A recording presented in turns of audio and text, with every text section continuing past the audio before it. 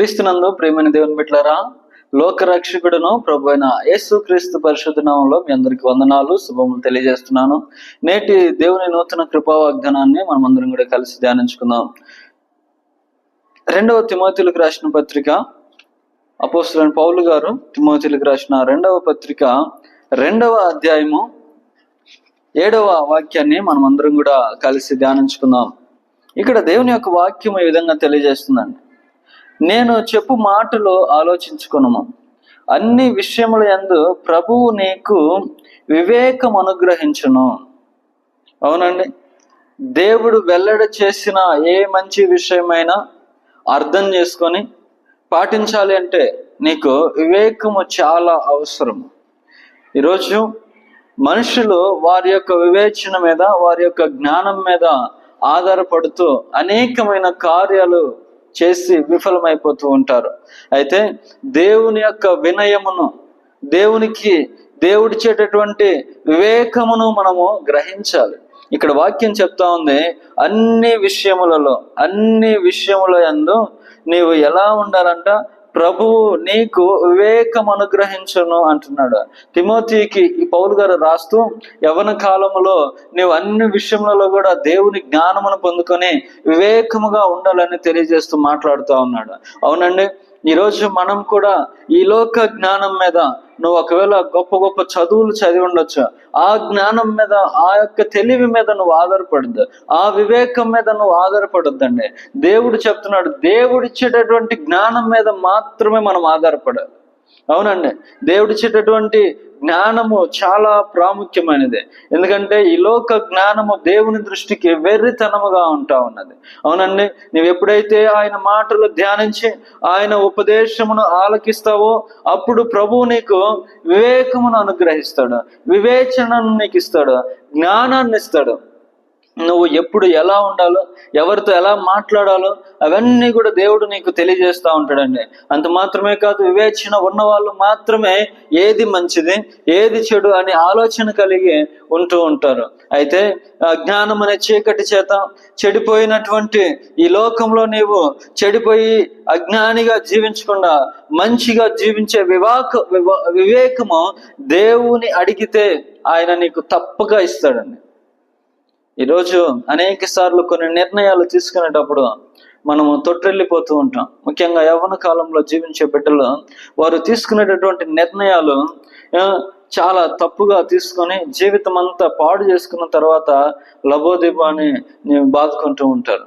అయితే మొదటిగానే నీ యొక్క చదువుల విషయమైనా, నీ యొక్క వివాహ విషయంలో, నీ భవిష్యత్తును గురించి దేవుని పాదాల చెంత నువ్వు బ్రతిమలు అడుకోవాలి. ప్రభువా, నాకు వివేచన దయచేయి నాయన, నాకు జ్ఞానాన్ని ఇవ్వని నువ్వు దేవుని ఎదుట ప్రార్థన చేసి నువ్వు అడిగితే దేవుడు శ్రేష్టమైన జ్ఞానాన్ని ఇస్తాడండి, శ్రేష్టమైనటువంటి వివేకమును దేవుడు నీకు అనుగ్రహిస్తాడు.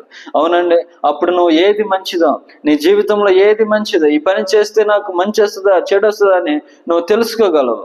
అవునండి, నువ్వు దేవుని అడిగితే ఆయన తన ఆత్మ ద్వారా నీకు ధారాళముగా దయచేసేటటువంటి దేవుడు మనకుంటున్నాడు. ఆయన పరిశుద్ధాత్మ దేవుడు, నిరంతరం నీలో ఉండి నిన్ను నడిపించేటటువంటి దేవుడు ఈరోజు మనకుంటున్నాడండి. కాబట్టి నువ్వు ఎక్కడ భయపడాల్సినటువంటి పని లేదు. నువ్వు దేవుని విషయంలో, దేవుని యొక్క పరిశుద్ధమైనటువంటి గ్రంథాన్ని ధ్యానిస్తూ అన్ని విషయంలో ప్రభువు నీకు వివేకమును గ్రహించాలి అంటే నువ్వు దేవుని యొక్క గ్రంథాన్ని నిరంతరము ధ్యానించాలి. అంత మాత్రమే కాదండి, నువ్వు దేవుని దృష్టికి వివేకం పొందుకున్న నీవు వాక్యానుసారముగా చక్కగా అనేక మందికి ఆనందకరంగా జీవిస్తావు. ఎప్పుడంటే నువ్వు వివేకం కలిగినప్పుడు, జ్ఞానంగా ఉన్నప్పుడు. అవునండి, ఆ జ్ఞానంగా నువ్వు జీవించడం ద్వారా దేవుని దృష్టిలో, మనుషుల దృష్టిలో నువ్వు హెచ్చించబడి ప్రసిద్ధుడవై మహాగణుడిగా ఎంచబడతావు.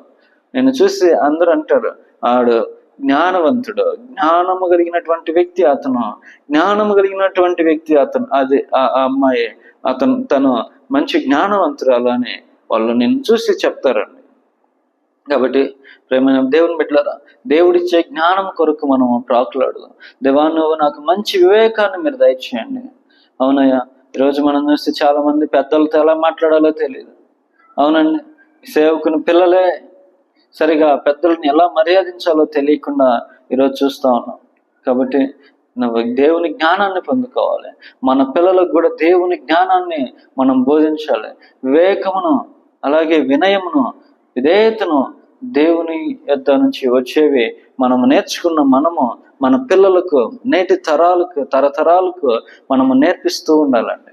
అలా నేర్పించేటప్పుడు ప్రియమైన దేవుని బిడ్డలారా, నీ బిడ్డలు గొప్ప వివేకము కలిగి ఈ లోకంలో జ్ఞానిగా వారు గుర్తించబడే గొప్ప స్థాయికి వాళ్ళు హెచ్చించబడతారు. కాబట్టి అటు జ్ఞానమును దేవుడు మీకు దయచేయాలని ఈరోజు నేను మనస్ఫూర్తిగా కోరుకుంటున్నాను. ఆ జ్ఞానమును పొందుకొని రానున్న దినాల్లో మీరు గొప్ప కార్యాలు చేసి దేవుని యొక్క మేలులు పొందుకోవాలని తెలియజేస్తూ ఈ యొక్క ఉదయకాల సమయంలో ఈ యొక్క వాగ్దానాన్ని మీకు ఇస్తుండగా మీరు కూడా కనిపెట్టి ప్రార్థించండి. అన్ని విషయంలో యందు ప్రభువా నీ యొక్క జ్ఞానముతో నేను ముందుకెళ్ళడానికి, ఆ జ్ఞానము ద్వారా నేను విజయం పొందుకోవడానికి మీరు కృప అనుగ్రహించమని మీరు కూడా ప్రార్థించండి. దేవుడు మీకు సహాయం చేసి మిమ్మల్ని ఆశీర్వదించును గాక. ప్రార్థన చేసుకుందామండి. పరిశుద్ధుడా, ప్రేమ కలిగిన మా తండ్రి, కృప కలిగిన దేవా, మీ యొక్క పరిశుద్ధమైన నామానికి వందనాలు, స్తుతులు, స్తోత్రాలు. దేవా, సమస్త విషయములలో నాయన తండ్రి యెహోవా, నీవు నాయన వినయమును, అలాగే వివేకమును, జ్ఞానమును బోధించే దేవుడిగా ఉన్నందుకు మీకు స్తోత్రాలు. ఆ బిడ్డలకు నాయన మీడియా ద్వారా వీక్షిస్తున్న ప్రతి బిడ్డకు కావాల్సినటువంటి జ్ఞానాన్ని, వివేకమును మీరు దయచేయండి. వారు ఏ నిర్ణయం తీసుకోవాలో మీరు ముందుగానే బోధించండి. ఆ యొక్క నిర్ణయమునైనా మీ యొక్క నామాన్ని మహిమ తెచ్చేదిగా ఉండడానికి కృప చూపించమని ప్రార్థిస్తూ యేసు క్రీస్తు పరిశుద్ధ నామములో ప్రార్థన చేస్తున్నాను తండ్రి. ఆమేన్.